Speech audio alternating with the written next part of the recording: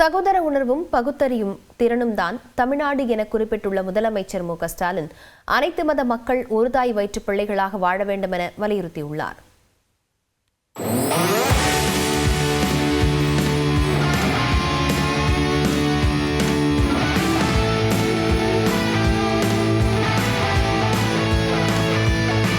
Christmas கொண்டாட்டங்கள் கடைகட்டி உள்ள நிலையில் நெல்லை டக்கரமாள்புரத்தில் நடைபெற்ற மனிதநேய கிறிஸ்துமஸ் பெருவிழாவில் முதலமைச்சர் மு.க.ஸ்டாலின் பங்கேற்றார்.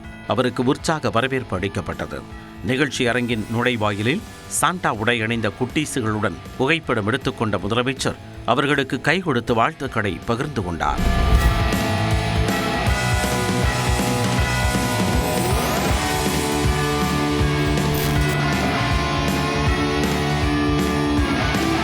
விழாவில் முதலமைச்சரை வரவேற்று கல்லூரி மாணவர்களின் நடன மற்றும் இசை நிகழ்ச்சிகள் நடைபெற்றன.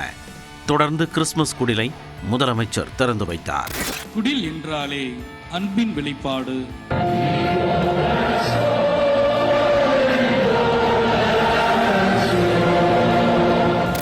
முதலமைச்சருக்கு நினைவு பரிசு மற்றும் செங்கோல் வழங்கப்பட்டது. அனைத்து மத தலைவர்கள் முதல்வருக்கு மகுடம் வழங்கி சிறப்பித்தனர். திராவிட மாடல் ஆட்சி 2.0 மூலம் நல்லாட்சியை நமக்கு அளிக்க இருக்கும் மாண்புமிகு தமிழ்நாடு முதலமைச்சர் அவர்களுக்கு இன்றைய விழாவில் சிறப்பு செய்யப்படுகிறது. கிறிஸ்துமஸ் கேக் வெட்டிய முதலமைச்சர் மு.க.ஸ்டாலின் அனைவருக்கும் பகிர்ந்தளித்து வாழ்த்து கூறினார்.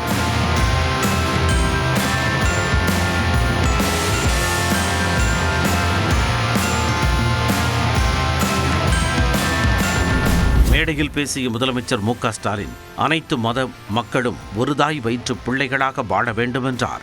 சகோதர உணர்வும் பகுத்தறியும் திறனும் தான் தமிழ்நாடு என குறிப்பிட்டார். இங்க ஒண்ணுக்குள்ள ஒன்னா பழகிற மக்களை எதிரிகளாக பிரிச்சு வைக்கலான்னு பலர் யோசிக்கிறாங்க. எந்த மதத்தை சார்ந்தவர்களாக இருந்தாலும் மதத்தின் பேரால ஒருவர் உங்க உணர்வுகளை தூண்டார்னா அவரை சந்தேகப்படுங்க, கவனமா இருங்க.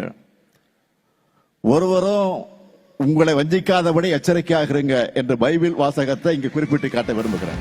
தொடர்ந்து பேசிய அவர் மத்திய பாஜக அரசு சிறுபான்மையினரை அச்சுறுத்தும் அரசு என விமர்சித்தார்.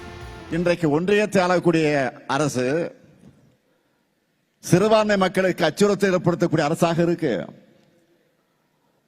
அதனாலதான் அவங்க குடியுரிமை திருத்த சட்டம் கொண்டு வந்தப்போ கடுமையா எதிர்த்து போராட்டங்களை நடத்தணும். ஆனா துரோகம் செய்வதையும் மக்கள் அழகு வைப்பதை மட்டுமே தன்னுடைய அரசியலா லட்சிய அரசியலா எடுத்துக்கிட்டு செயல்பட்டு வரக்கூடிய அதிமுக அந்த சட்டத்துக்கு ஆதரவா வாக்களிச்சது. நாட்டின் பன்முகத்தன்மையை பாஜக சிதைக்க முயற்சிப்பதாகவும் முதலமைச்சர் குற்றம் சாட்டினார். ஒன்றிய பாஜகவை பொறுத்த வரைக்கும் மதச்சார்பு என்ற சொல்லை கேட்டாலே வெப்பங்க கசக்குது அவங்களுக்கு. அதை அரசியலமைப்பு சட்டத்தில் இருந்து நீக்கணும்னு துடிக்கிறாங்க. நாட்டோட பன்முகத்தன்மையை சிதைச்சு ஒரே மதம், ஒரே மொழி, ஒரே பண்பாடு, ஒரே தேர்தல், ஒரே கட்சி, ஒரே தலைவர் என்ற எதேச்சதிகார எதிர்காலத்தை உருவாக்க நினைக்கிறாங்க. தமிழ்நாட்டிலையும் தங்களுடைய பிளானை செயல்படுத்த நினைக்கிறாங்க. எப்படிப்பட்ட ஆபத்தையும் பாஜகவோட நாசகார திட்டங்களையும் எதிர்த்து முறியடிக்கிற வலிமை தமிழ்நாட்டுக்கும் திராவிட முன்னேற்ற கழகத்திற்கும் இருக்கு. நம்மை வாக்களிக்க விடாமல் தடுக்க பாஜக பல்வேறு முயற்சிகளை செய்வார்கள் என குற்றம் சாட்டிய முதலமைச்சர் மு.க.ஸ்டாலின் அத்தனை முயற்சிகளையும் முறியடித்து வெற்றி பெறுவோம் என சூளுரைத்தார்.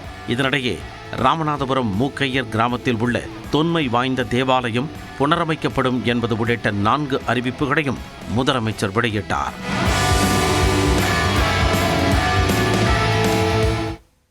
சிறப்பு தீவிர திருத்த வாக்காளர் எங்களுக்கு பின் வெளியிடப்பட்ட வரைவு வாக்காளர் பட்டியல் உங்களது பெயர் இடம்பெறவில்லையா என என்ன செய்ய வேண்டும் என்பது குறித்து விளக்குகிறது இந்த செய்தி தொகுப்பு. ஒரு வாக்காளர் தனது பெயர் வரைவு வாக்காளர் பட்டியலில் இடம்பெற்றிருக்கிறதா என்பதை எப்படி அறிந்து கொள்ளலாம்? வாக்காளர் பதிவு அலுவலர் அலுவலகம், வாக்குச்சாவடி அமைவிடங்களில் வரைவு வாக்காளர் பட்டியல் வைக்கப்பட்டிருக்கும்.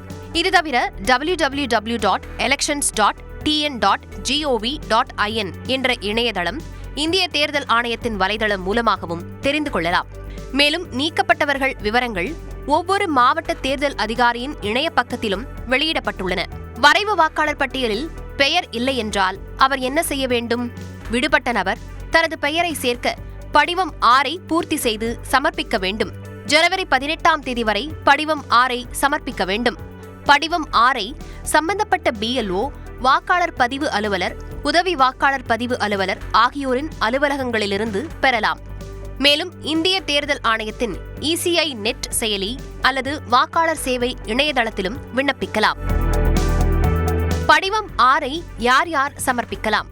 வரைவு வாக்காளர் பட்டியலில் பெயர் சேர்க்கப்படாத தகுதியுள்ள வாக்காளரும் 2026ஆம் ஆண்டு ஜனவரி 1ஆம் தேதி 18 வயதை பூர்த்தி செய்யும் புதிய வாக்காளர்களும் உறுதிமொழி படிவத்துடன் படிவம் 6ஐ சமர்ப்பிக்கலாம். இந்த விண்ணப்பங்கள் வாக்காளர் பதிவு அலுவலர்களால் பரிசீலிக்கப்பட்டு 17/2/2026 அன்று வெளியிடப்படும் இறுதி வாக்காளர் பட்டியலில் சேர்க்கப்படுவது குறித்து தீர்மானிக்கப்படும். வாக்காளர் விவரங்களை சரிபார்க்க ஏற்றுக்கொள்ளப்படும் ஆவணங்கள் எவை?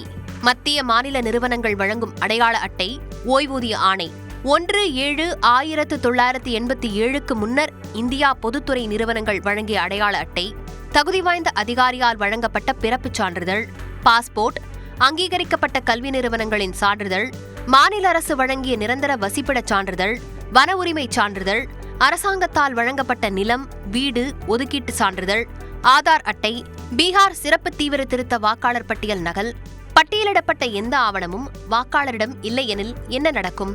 BLO மேற்கொள்ளும் கள விசாரணையின் அடிப்படையில் அவ்வாக்காளர்களின் பெயர்களை இறுதி வாக்காளர் பட்டியலில் சேர்ப்பது குறித்து வாக்காளர் பதிவு அலுவலர், உதவி வாக்காளர் பதிவு அலுவலர் ஆகியோர் தீர்மானிப்பார்கள். நான் ஒரு புதிய வாக்காளர்.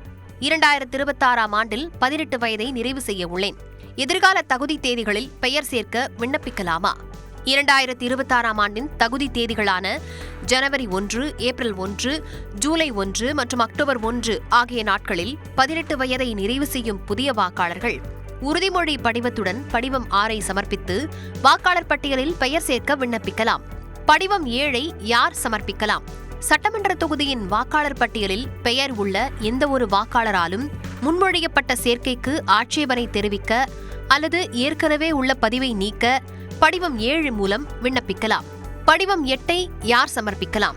முகவரி மாற்றுதல், ஏற்கனவே வாக்காளர் பட்டியலில் உள்ள பதிவுகளை திருத்தம் செய்தல், வாக்காளர் புகைப்பட அடையாள அட்டை மாற்றுதல், மாற்றுத்திறனாளி என குறிப்பது ஆகிய கோரிக்கை உடையவர்கள் படிவம் 8ஐ சமர்ப்பிக்கலாம். இறுதி வாக்காளர் பட்டியல் எப்போது வெளியிடப்படும்? இறுதி வாக்காளர் பட்டியல் 17/2/2026 அன்று வெளியிடப்படும். இறுதி வாக்காளர் பட்டியல் வெளியிட்ட பிறகு மேல்முறையீடு செய்யலாமா? ஆமாம். வாக்காளர் பதிவு அலுவலரின் எந்த ஒரு முடிவின் மீதும் மக்கள் பிரதிநிதித்துவ சட்டத்தின் கீழ் மாவட்ட தேர்தல் அதிகாரியிடம் மேல்முறையீடு செய்யலாம். தீர்வு கிடைக்கவில்லை எனில் 2வது முறையாக மாநில தலைமை தேர்தல் அதிகாரியிடம் மேல்முறையீடு செய்யலாம்.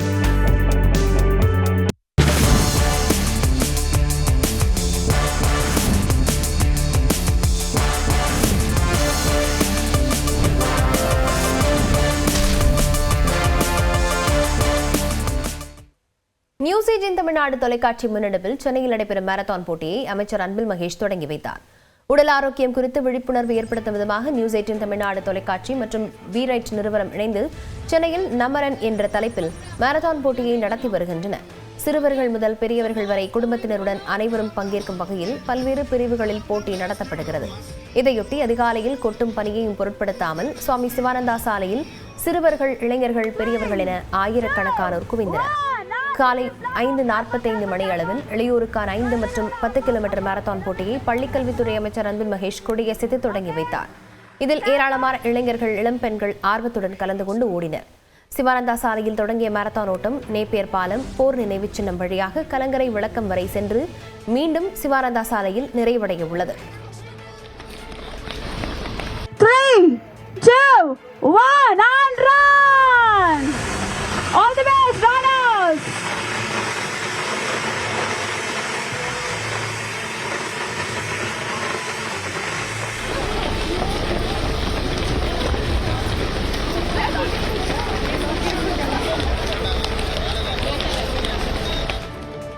அதைத் தொடர்ந்து சிறுவர்கள், பெற்றோர், முதியோர்களுக்கான மினி மாரத்தான் போட்டியை அமைச்சர் தொடங்கி வைத்தார். இதில் 1 கிலோமீட்டர், 2 கிலோமீட்டர், 3 கிலோமீட்டர் என 3 பிரிவுகளில் பந்தய தூரம் நிர்ணயிக்கப்பட்டிருந்தது. இதில் சிறுவர்கள் போட்டி போட்டுக் கொண்டு ஓடினர். ஒரு சில பெற்றோர் தங்களது கை குழந்தைகளை சுமந்து கொண்டு ஓடினர். 3, 2, 1 நாடி flag off. Careful. குழந்தைகளோட அம்மா அப்பா எல்லாரும் பெரியவங்களா இருக்கணும்.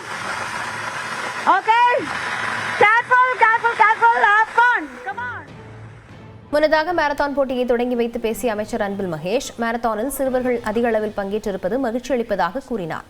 உடல் பருமன் குறித்து விழிப்புணர்வு ஏற்படுத்தும் விதமாக நியூஸ் 18 தமிழ்நாடு தொலைக்காட்சி இந்த முன்னெடுப்பை எடுத்ததற்கும் அமைச்சர் பாராட்டு தெரிவித்தார். ஒபிசிட்டிங்கிறது ஒரு காலத்தில் பெரியவங்களுக்கு தான் அப்படி இருந்தது. இன்னைக்கு ஸ்கூல் குழந்தைங்களுக்கும் வர ஆரம்பிச்சிச்சு. Because of the sedentary lifestyle. உட்காந்துட்டே வேலை பார்க்குறோம், உட்காந்துக்கிட்டே கேட்ஜெட்ஸை பார்க்குறோம், உட்காந்துக்கிட்டே டிவி பார்க்கறது. ஸோ இதுக்கெல்லாம் ஒரு விழிப்புணர்வாக இன்னைக்கு நடைபெறுகின்ற இந்த மேரத்தானில் கலந்துக்கிறது உள்ளபடியே பெருமையாக இருக்கின்றது. ஸோ இங்கே இது நல்ல ஒரு நிகழ்வை ஏற்பாடு செய்திருக்கின்ற நியூஸ் 18. பிகாஸ் உலகத்துக்கான செய்திகளை ஒரு விழிப்புணர்வை தருவது மட்டும் ஒரு சேனலுடைய பணி அல்ல. ஒரு சொசைட்டிக்கும் இந்த மாதிரி ஏதாச்சும் ஒரு விதத்தில் நம்மால் ஒரு நல்ல ஒரு ஈவெண்ட்டை அரேஞ்ச் பண்ண முடியும் என்பதற்கு ஒரு எடுத்துக்காட்டாக இருக்கக்கூடிய ஒரு சேனலாக நியூஸ் 18 நான் பார்க்குறேன். அப்படியே நியூஸ் 18க்கு என்னுடைய வாழ்த்துக்கள். குறிப்பாக உள்ள நுழையும்போது அந்த எங்கள் குழந்தைங்கள்லாம் பார்க்கும்போது எனக்கு அவ்வளோ ஒரு ஹாப்பியாக இருந்துச்சு. நம்மளை விடுங்க, அந்த சின்ன குழந்தைங்கள் காலங்க போல் எந்திரிச்சு இவ்வளோ தூரம் சீக்கிரம் வந்திருக்கிறாங்க. முன்னதாக அமைச்சர் அன்பில் மகேஷுக்கு திருவள்ளுவர் சிலையை நியூஸ் 18 தொலைக்காட்சியின் தென்மண்டல நிர்வாக ஆசிரியர் விவேக் நினைவு பரிசாக வழங்கினார். மிக்க நன்றி. ரொம்ப அழகா திருவள்ளுவர் சிலை கொடுக்கிறோம் ஒரு நினைவு பரிசாக. 2026 ஆண்டு இந்தியா மற்றும் இலங்கையில் நடைபெறவுள்ள T20 உலகக்கோப்பை தொடருக்கான 15 பேர் கொண்ட இந்திய அணியை BCCI அதிகாரப்பூர்வமாக அறிவித்துள்ளது.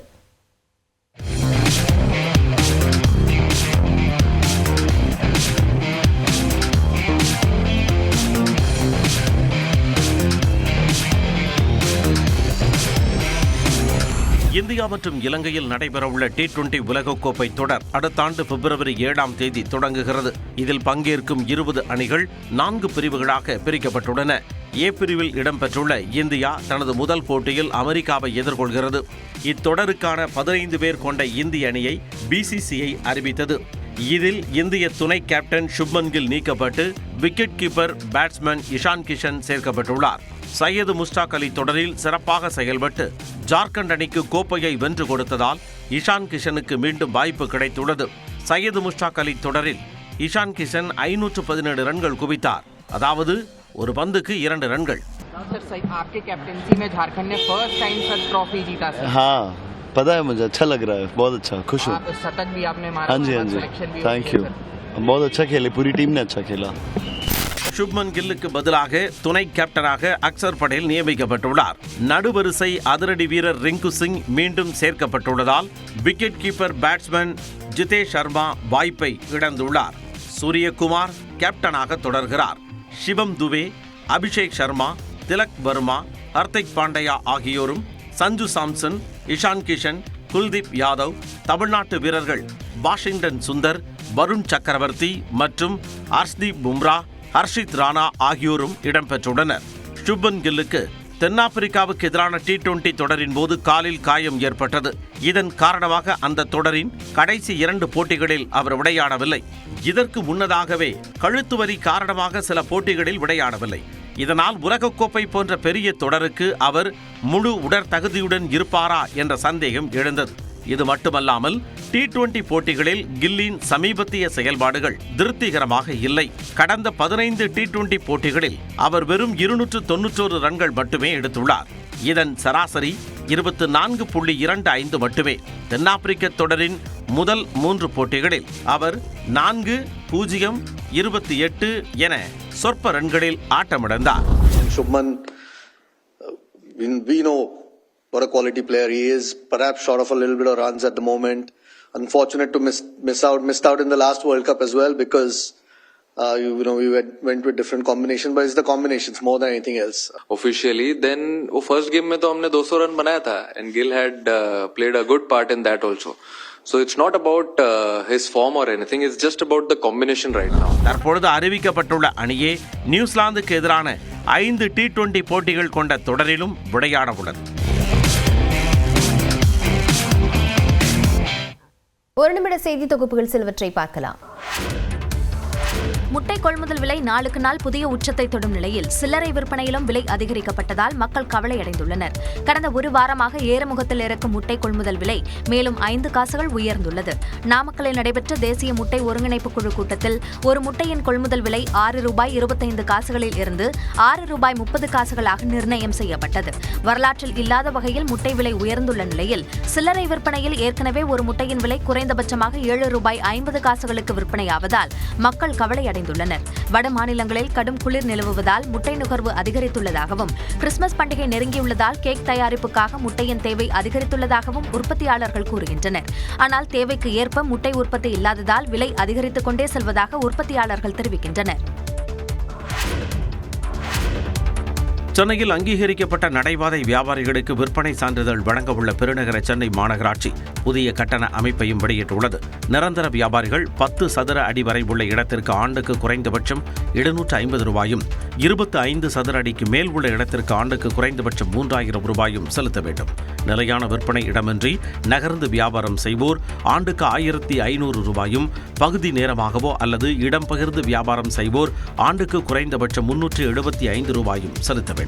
மோட்டார் வாகனங்களை பயன்படுத்தி நகரும் வியாபாரிகள் 10 சதுர அடி வரை உள்ள இடத்திற்கு ஆண்டுக்கு கட்டணம் ₹750, 10 முதல் 25 சதுர அடி வரை உள்ள இடத்திற்கு ₹1500 செலுத்த வேண்டும். 25 சதுர அடிக்கு மேல் உள்ள இடத்திற்கு ஆண்டிற்கு குறைந்தபட்சம் ₹3000 செலுத்த வேண்டும்.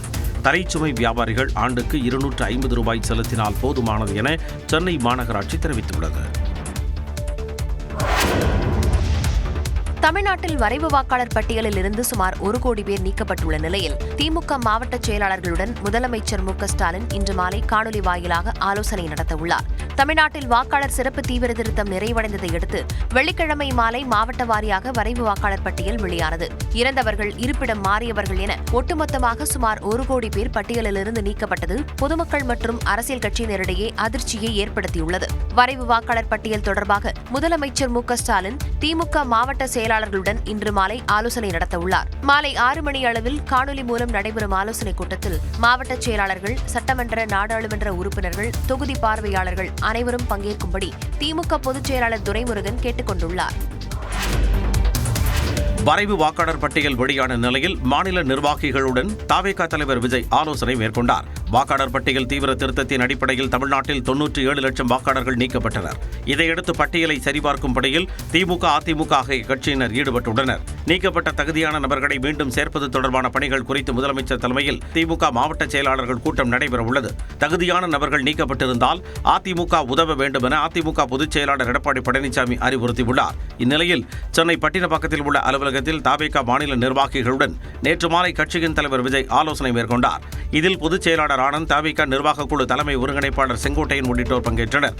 தேர்தல் நெருங்கும் சூழலில் பல்வேறு விவகாரங்கள் குறித்து இந்த ஆலோசனைக் கூட்டத்தில் விவாதிக்கப்பட்டதாக கூறப்படுகிறது. விஜயுடன் 3 மணி நேரமாக ஆலோசனை நடத்திய பிறகு நிர்வாகிகள் புறப்பட்டுச் சென்றனர்.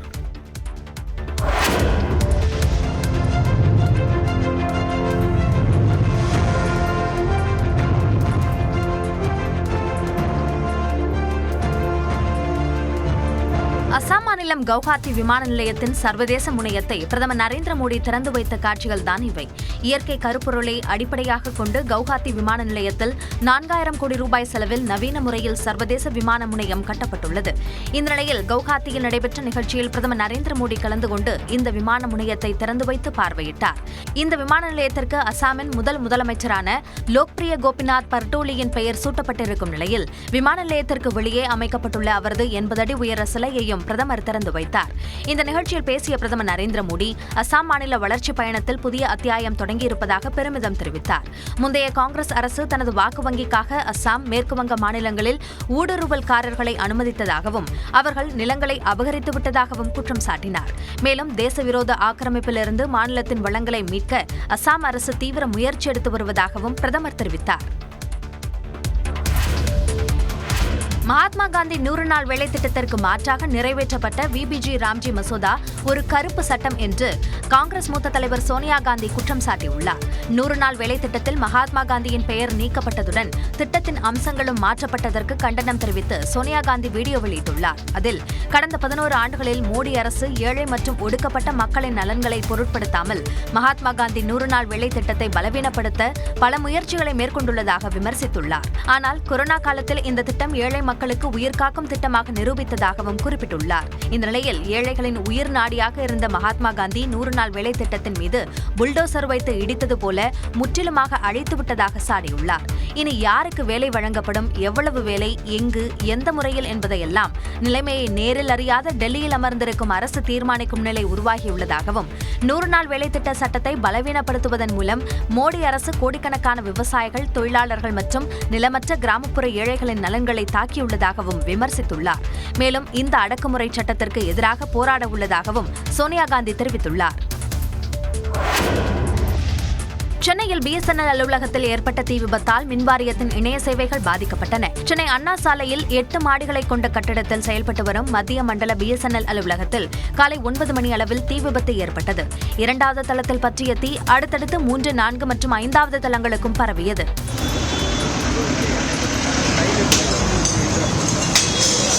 நீங்க வாங்க, யூனிஃபார்ம்ல இருக்காங்க.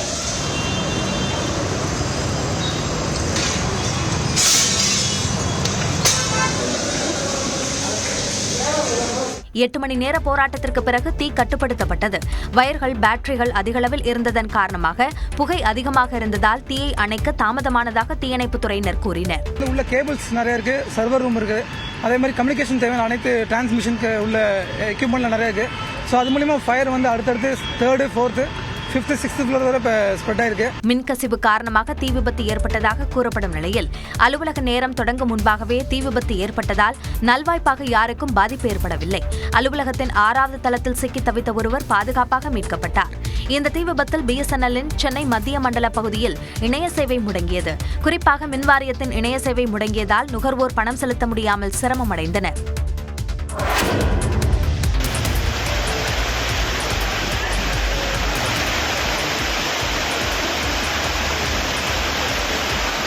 குற்றாலத்தில் ஜில்லென்று கொட்டும் தண்ணீரில் சுற்றுலா பயணிகள் உற்சாகமாக குளித்து மகிழ்ந்தனர். நீர்வரத்து சீரானதால் குற்றாலம் மெயின் அருவி, புலியருவி, சிற்றருவி, ஐந்தருவி என அனைத்திலும் நீராட அனுமதி வழங்கப்பட்டது.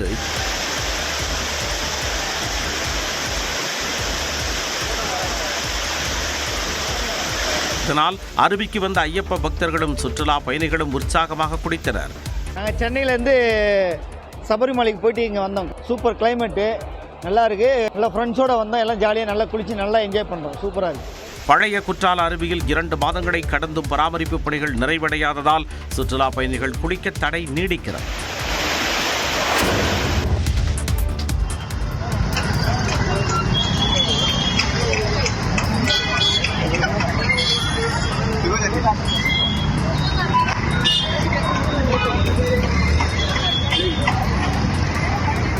சென்னையில் நடிகர் சிவகார்த்திகேயன் சென்ற கார் எதிர்பாராத விதமாக முன்னால் சென்ற கார் மீது மோதிய நிலையில் நிலைமையை உணர்ந்து சிவகார்த்திகேயன் பொறுப்புடன் செயல்பட்ட காட்சிதான் இது. நடிகர் சிவகார்த்திகேயன் பராசக்தி திரைப்பட ப்ரமோஷன் பணிகளில் தீவிரம் காட்டி வருகிறார். இந்நிலையில் வடபழனியில் இருந்து தனது வீட்டிற்கு காரில் சென்று கொண்டிருந்த போது மத்திய கைலாஷ் அருகே எதிர்பாராத விதமாக சிவகார்த்திகேயன் சென்ற கார் முன்னால் சென்ற கார் மீது லேசாக மோதியுள்ளது. இதில் யாருக்கும் பாதிப்பு ஏற்படவில்லை. எனினும் நிலைமையை கருத்தில் கொண்டு காரில் இருந்து இறங்கிய சிவகார்த்திகேயன் முன்னால் சென்ற காரில் இருந்தவர்களிடம் சமரசம் பேசி போக்குவரத்துக்கு சிக்கல் ஏற்படாமல் நடந்து கொண்டார். அப்பொழுது போக்குவரத்து காவலர்களும் அங்கு வந்ததால் அவர்களும் சமரசம் பேசி அனுப்பி வைத்தனர்.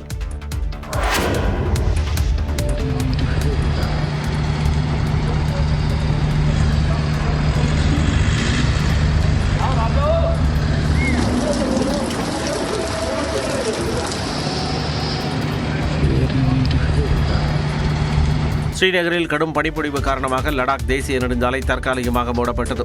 காஷ்மீர் பள்ளத்தாக்கு பகுதிகளில் பனிப்பொழிவு தொடங்கிய நிலையில் சோனாமார்க், சோஜிலா பாஸ், ரசதான் டாப், டிராஸ் உள்ளிட்ட பகுதிகளில் வெள்ளை போர்வையால் மூடியது போல் பனி சூழ்ந்து காட்சியளிக்கிறது.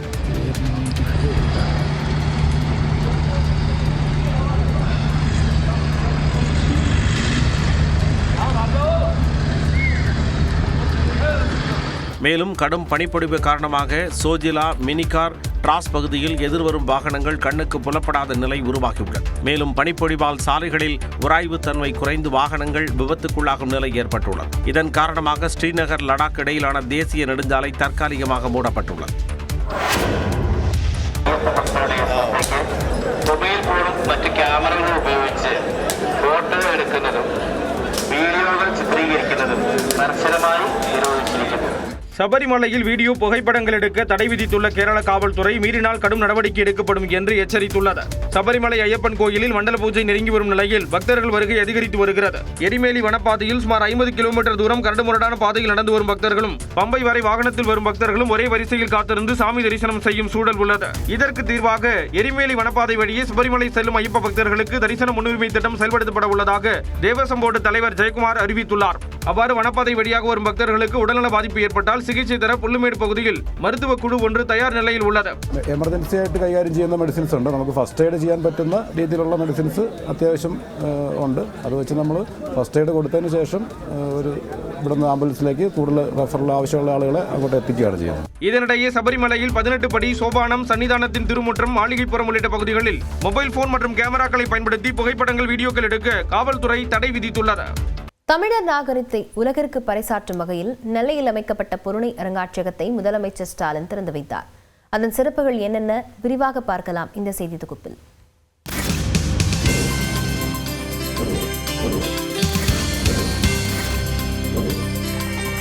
மண், இரும்பு, நீர், நெருப்பு என தமிழரின் தொன்மையை பற்றியும் பொருணை அருங்காட்சியகம் மாண்புமிகு தமிழ்நாடு முதலமைச்சர் அவர்களால் திறந்து வைக்கப்பட்டிருக்கிறது. நெல்லை மாவட்டம் ரெட்டியார்பட்டியில் தமிழக அரசு தரப்பில் 56 கோடியே 36 லட்சம் ரூபாய் மதிப்பீட்டில் பொருணை அருங்காட்சியகம் அமைக்கப்பட்டது. இதன் கட்டுமான பணிகள் நிறைவடைந்த நிலையில் நேற்று மாலை தமிழக முதலமைச்சர் மு.க.ஸ்டாலின் அருங்காட்சியகத்தை திறந்து வைத்தார். பொருணை அருங்காட்சியகத்தின் அறிமுக கட்டிடம் மாண்புமிகு தமிழ்நாடு முதலமைச்சர் அவர்களால் திறந்து வைக்கப்பட்டு சிறப்பிக்கப்படுகிறது. பழங்கால கட்டடக்கலை அமைப்பில் உருவாகியுள்ள அருங்காட்சியக வளாகத்தில் வன்னி மரத்தை நட்டு வைத்த முதல்வர் ரிமோட் மூலம் கல்வெட்டை திறந்து வைத்தார். ததும்பி வழியும் தமிழின் பெருமிதம் பொருணை அருங்காட்சியகத்தை திறந்து வைக்க மாண்புமிகு தமிழ்நாடு முதலமைச்சர் அவர்களை அன்புடன் அழைக்கிறோம்.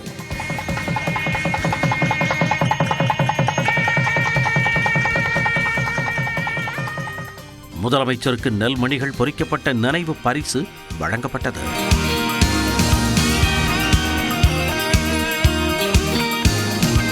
அகழாய்வில் கிடைத்த இரும்பு ஈட்டி, தங்கத்தினால் ஆன நெற்றிப்பட்டை, வெண்கல வடிகட்டி, கிண்ணம், நெல்மணிகள், அகழ்வாராய்ச்சி குறித்த புகைப்படங்கள் உள்ளிட்டவற்றை பார்வையிட்ட முதல்வர் மு.க.ஸ்டாலின் அது குறித்த தகவல்களையும் தொல்லியல் ஆய்வாளர்களிடம் கேட்டறிந்தார்.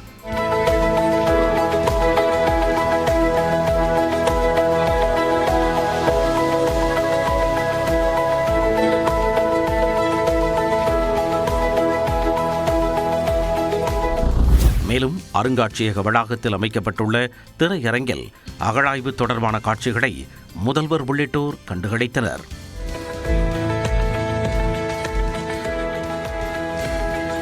தென்னிந்தியாவின் நாகரிக தோற்றம் என புகழப்படும் அளவிற்கு இந்திய வரலாற்று அறிஞர்கள் மட்டுமல்லாமல் உலக வரலாற்று அறிஞர்கள் அனைவரும் திரும்பி பார்க்கும்படியான நாகரிக சான்றுகளை அள்ளி கொடுத்திருக்கின்றனர். முன்னதாக பொருணை அருங்காட்சியகத்திற்கு அழைப்பு விடுத்து முதலமைச்சர் மு.க.ஸ்டாலின் வீடியோ வெளியிட்டிருந்தார். திருநெல்வேலியில் பொருணை அருங்காட்சியகத்தை திறந்து வைக்கிறேன். பொருணை ஆற்றங்கரை நாகரிகத்தில் நுண் கற்கருவி காலம் தொடங்கி இரும்பு காலம், தொடக்க வரலாற்று காலம்னு தொடர்ச்சியாக வரலாற்று தடயங்கள் பொருணை ஆற்றங்கரை பகுதிகளில் ஏராளமாக கிடைக்குது. தமிழகத்தில் மொத்தமுள்ள 32 அருங்காட்சியகங்களை காட்டிலும் தொன்மையிலும் வரலாற்று சிறப்புகளை சுமந்து நிற்பதிலும் பொருணை அருங்காட்சியகம் தனித்து காணப்படுவதாக பேராசிரியர் சவுந்தர மகாதேவன் தெரிவித்துள்ளார். அப்போ இந்த நாகரிகத்தை எல்லாம் நம்முடைய பிள்ளைகளுக்கு நாம் சொல்லித்தர வேண்டும் என்றால் இன்னொரு 300 வருஷம் 400 வருஷம் கழிச்சு அப்போது இந்த பொருணை அருங்காட்சியகம் ஒரு உயிர் துடிப்பான ஒரு அருங்காட்சியகமாக 2000 பொருள்களை வைத்து 2025 டிசம்பர் மாதத்திலே ஒரு அருங்காட்சியகம் உருவாக்கப்பட்டது என்று சொல்லப்படுகிற வரலாற்று சான்றுகளோடு அந்த பிள்ளைகளுக்கு அதை சொல்லக்கூடியதாக அமையும். ஆதித்தநல்லூர் காட்சிக்கூடம், சிவகடை காட்சிக்கூடம், கொற்கை காட்சிக்கூடம் என 7 தொகுதிகளாக அருங்காட்சியகம் அமைக்கப்பட்டுள்ள நிலையில் சங்ககால பாண்டியர்களின் கடல்சார் வணிகத்தை நினைவூட்டும் கொற்கை துறைமுக சான்றுகள், சிவகளை அகழாய்வு பொருட்கள், தமிழ் பண்பாட்டின் தொட்டிலாக கருதப்படும் ஆதிச்சநல்லூரில் கிடைத்த அடையாளங்கள் என அனைத்தும் விளக்கப்படங்களுடனும் தொழில்நுட்ப காட்சிகளுடனும் இளம் தலைமுறையினருக்கும் எளிதில் புரியும் வகையில் வடிவமைக்கப்பட்டுள்ளன.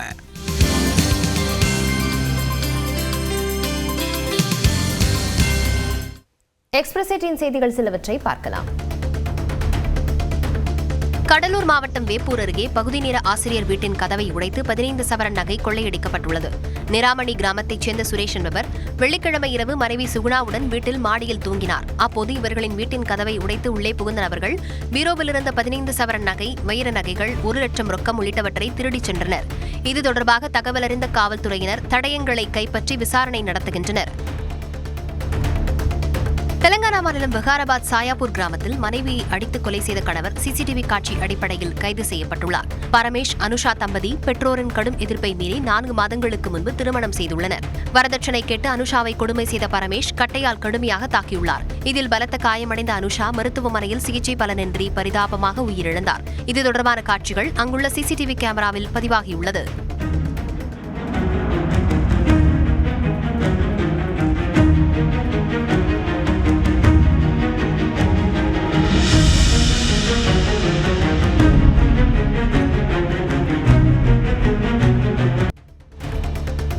தேனி மாவட்டம் சின்னமனூர் அருகே மலைச்சாலையில் குட்டிகளுடன் உலா வந்த யானைகளால் வாகன ஓட்டிகள் அச்சத்திற்கு ஆளாகினர். மேலமலை ஹைவேவிஸ் இடையேயான பகுதியில் 2 குட்டிகளுடன் யானை கூட்டம் நின்று கொண்டிருந்தது. இதனால் அப்படியாக சென்ற அரசு பேருந்து, கார், வேன் உள்ளிட்ட வாகனங்கள் ஆங்காங்கே நிறுத்தப்பட்டன. 1 மணி நேரத்திற்கு மேலாக சாலையில் நின்றிருந்த யானைகள் வனப்பகுதிக்குள் சென்றபின் வாகன ஓட்டிகள் புறப்பட்டுச் சென்றனர்.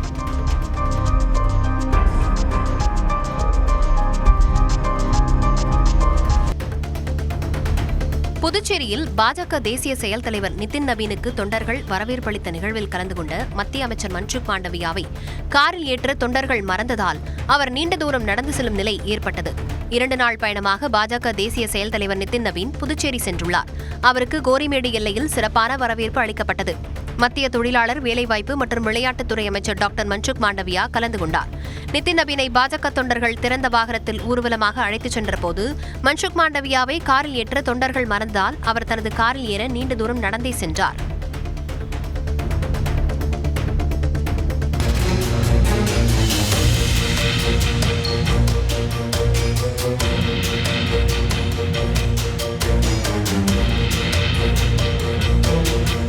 நாமக்கல் மாவட்டம் பள்ளிப்பாளையத்தில் 2 சக்கர வாகனத்தில் வந்த 2 இளைஞர்கள் நிலை தடுமாறி கீழே விழுந்ததில் ஒருவர் பரிதாபமாக உயிரிழந்த சிசிடிவி காட்சி நெஞ்சை பதைபதைக்க வைத்துள்ளது. விருதுநகர் மாவட்டத்தைச் சேர்ந்த கனிஷ்கர் ரோஹித் என்பவர் தனது நண்பர் தினேஷுடன் 2 சக்கர வாகனத்தில் ஈரோடு சாலையில் சென்று கொண்டிருந்தார். ஜீவாசெட் என்ற இடத்தில் அதிவேகமாக வந்தபோது சாலையோரம் நின்ற லாரி மீது மோதாமல் இருக்க பிரேக் பிடித்தபோது 2 சக்கர வாகனம் நிலை தடுமாறி கீழே விழுந்தது. இதில் கனிஷ்கர் ரோஹித் தலையில் பலத்த காயமடைந்து உயிரிழந்தார்.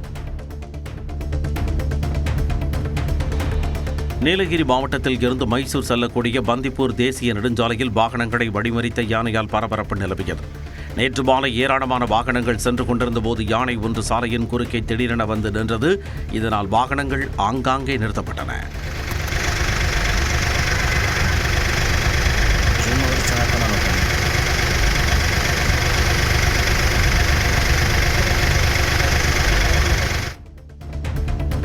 புதுக்கோட்டை மாவட்டம் ஆலங்குடி அருகே உள்ள தென்னை நார் தொழிற்சாலையில் ஏற்பட்ட தீ விபத்தில் 50 லட்சம் மதிப்பிலான பொருட்கள் எரிந்து சேதமாகின.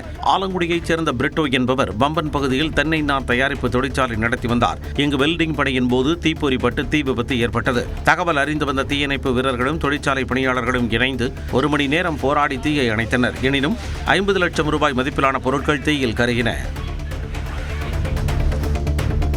விருதுநகர் மாவட்டம் சிறுவில்லிபுத்தூர் ஆண்டாள் கோவிலில் பகல் 10 உற்சவம் கோலாகலமாக தொடங்கியது. திருப்பாவை அருடைய ஆண்டாள் அவதரித்த திருத்தலமாக கருதப்படும் இக்கோவிலில் மார்கழி மாதம் நடைபெறும் பகல் 10 ராப்பத்து நிகழ்ச்சி வெகு விமர்சையாக கொண்டாடப்படுவது வழக்கம். அந்த வகையில் பகல் 10 விழா உற்சவத்துடன் தொடங்கியது. விழாவின் முதல் நாளில் தன்னை நந்தவனத்தில் இருந்து எடுத்து வளர்த்த பெரியாழ்வாரின் வீட்டிற்கு கணவர் ரங்கமன்னாருடன் சென்று காய்கறிகள், உணவுப் பொருட்கள் உள்ளிட்ட சீர்வரிசைகளை ஆண்டாள் வாங்கிச் செல்லும் பச்சை பார்த்தல் நிகழ்வு நடைபெற்றது.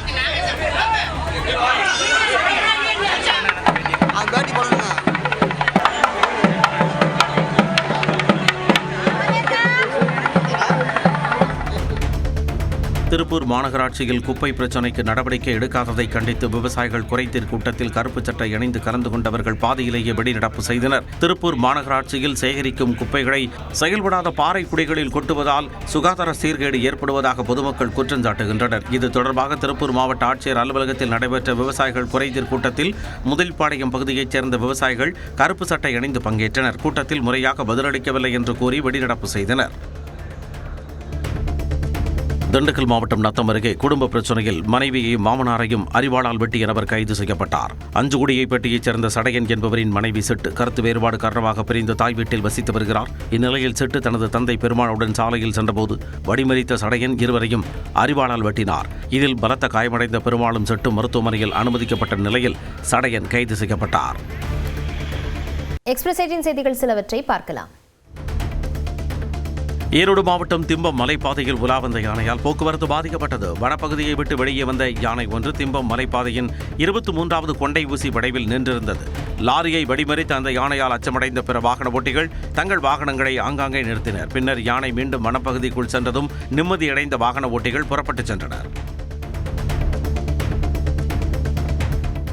கோவை மாவட்டம் பொள்ளாச்சி அருகே உள்ள சுற்றுவட்டார பகுதிகளில் பொதுமக்களின் பணத்தை கையாடல் செய்த தபால் அலுவலக ஊழியர் கைது செய்யப்பட்டார். மாப்பிள்ளை கவுண்டன் புதூர் பகுதியைச் சேர்ந்தவர் ஜெயக்குமார் புரவிபாளையம் பகுதியில் உள்ள அஞ்சலகத்தில் பணியாற்றி வந்தார். இவர் பொதுமக்களிடம் வழங்க வேண்டிய 1,46,000 பணத்தை கையாடல் செய்ததாக புகாரடைந்தது. இது தொடர்பாக விசாரணை நடத்திய காவல்துறையினர் ஜெயக்குமாரை கைது செய்தனர். சிவகங்கை மாவட்டம் காரைக்குடியில் நடைபெற்ற தடகள போட்டியில் 100 வயது தாத்தா பங்கேற்றது அனைவரையும் ஆச்சரியப்பட வைத்தது. அழகப்பா உடற்கல்வியியல் கல்லூரியில் தமிழ்நாடு மூத்தோர் தடகள சங்கம் சார்பில் 43வது மாநில அளவிலான மூத்தோர் தடகள விளையாட்டுப் போட்டி நடைபெறுகிறது.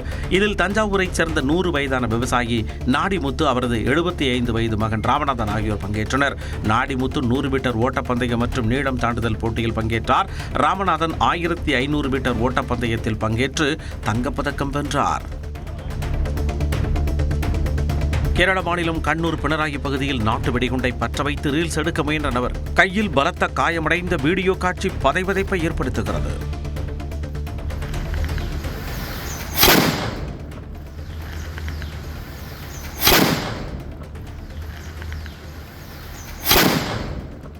விபின்ராஜ் என்பவர் நாட்டு வெடிகுண்டை கையில் வைத்து பற்ற வைத்து தூக்கி வீசி ரீல்ஸ் எடுக்க முயன்றுள்ளார். அப்பொழுது நாட்டு வெடி வெடித்து அவரது உள்ளங்கையில் பலத்த காயம் ஏற்பட்டது. இதையடுத்து அவர் மருத்துவமனையில் சேர்க்கப்பட்டார். செங்கல்பட்டு மாவட்டம் மதுராந்தகம் அருகே அரசு பேருந்து கட்டுப்பாட்டை இழந்து சாலை தடுப்பு மீது மோதி விபத்துக்குள்ளானது. சேலத்தில் இருந்து கிளாம்பக்கத்திற்கு 20 பேருடன் திருச்சி சென்னை தேசிய நெடுஞ்சாலையில் மருவூர் அவென்யூ என்ற பகுதியில் சென்ற அரசு பேருந்து ஓட்டுநரின் கட்டுப்பாட்டை இழந்து சாலை தடுப்பு மீது ஏறி மரத்தின் மீது மோதியது. இதில் பேருந்து நடத்துனருக்கு பலத்த காயம் ஏற்பட்டது. பயணிகள் யாருக்கும் எந்த பாதிப்பும் ஏற்படவில்லை. இந்த விபத்தில் போக்குவரத்து பாதிக்கப்பட்டு 5 கிலோமீட்டர் தூரத்திற்கு வாகனங்கள் அணிவகுத்து நின்றன. திருப்பூர் வீட்டில் விற்பனைக்காக பதுக்கி வைக்கப்பட்டிருந்த 75 கிலோ கஞ்சாவை காவல்துறையினர் பறிமுதல் செய்தனர். கூலிப்பாளையம் பகுதியில் வீட்டில் கஞ்சா பதுக்கி வைத்து விற்பனை செய்வதாக கிடைத்த தகவலின் பேரில் காவல்துறையினர் நேரில் சென்று ஆய்வு நடத்தினர். அப்போது 2 மூட்டைகளில் பதுக்கி வைக்கப்பட்டிருந்த கஞ்சா பறிமுதல் செய்யப்பட்டது. இது தொடர்பாக சரவணன் என்பவரை கைது செய்தனர். திருவண்ணாமலை மாவட்டம் வந்தவாசி அருகே குடிப்பதற்கு பணம் தர மறுத்த தந்தையை கொலை செய்த மகன் கைது செய்யப்பட்டார். விடாநல்லூரைச் சேர்ந்த சரத்குமார் சபரிமலை கோவிலுக்கு சென்றுவிட்டு வெள்ளிக்கிழமை ஊர் திரும்பியுள்ளார். அதன்பின் மாலையை கடற்றிவிட்டு கிருஷ்ணாபுரம் கூட்டு சாலையில் உள்ள பேருந்து நிழற்குடையில் தங்கியிருந்த அவரது தந்தை முருகனிடம் மது குடிப்பதற்கு பணம் கேட்டுள்ளார்.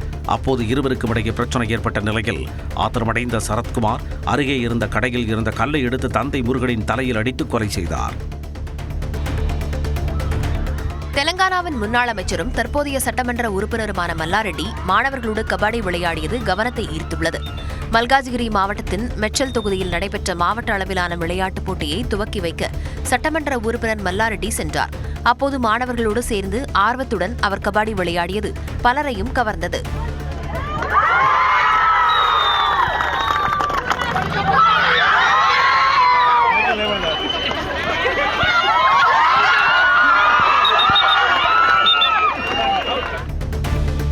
தமிழ் மண்ணுக்கும் மரபுக்கும் தொடர்பில்லாதவர்கள் வடக்கே இருந்து படைபலத்துடன் வந்து கொண்டிருக்கிறார்கள் என்று திமுக துணை பொதுச் செயலாளர் திருச்சி சிவா பேசியுள்ளார். திமுக சார்பில் சென்னை திருவொற்றியூரில் நடைபெற்ற கூட்டத்தில் பேசிய அவர், சாதி மதங்களாக பிரிப்பவர்கள் தேவையா, எல்லோரும் ஒன்று என சொல்பவர்கள் வேண்டுமா என்று மக்கள்தான் தீர்மானிக்க வேண்டும் என குறிப்பிட்டுள்ளார். இந்த மண்ணுக்கும் நம்முடைய மரபுக்கும் கலாச்சாரத்துக்கும் பண்பாட்டிற்கும் ஏற்றிராத ஒத்துவராத ஒரு தத்துவத்தை உள்ளே நுழைப்பதற்கு ஒரு கூட்டம் வடக்கே இருந்து தங்கள் படைபலத்தோடு வருகிறது. விருதுநகர் மாவட்டம் சிவகாசியில் பக்தர்களின் கோலாட்டத்துடன் அனுமன் ஜெயந்தி ஊர்வலம் களை கட்டியது. விழாவையொட்டி சிவன் கோயில் முன்பு ஆஞ்சநேயர் சிலை வைக்கப்பட்டு ஆன்மீக சொற்பொழிவும் பாடல்களும் பாடப்பட்டன. அப்போது பெண்கள் பக்தி பாடல்கள் பாடி நடனமாடினர். 4 ரத வீதியில் நடத்தப்பட்ட ஊர்வலத்தில் கோலாட்டத்தோடு பக்தர்களுக்கு அன்னதானமும் வழங்கப்பட்டது.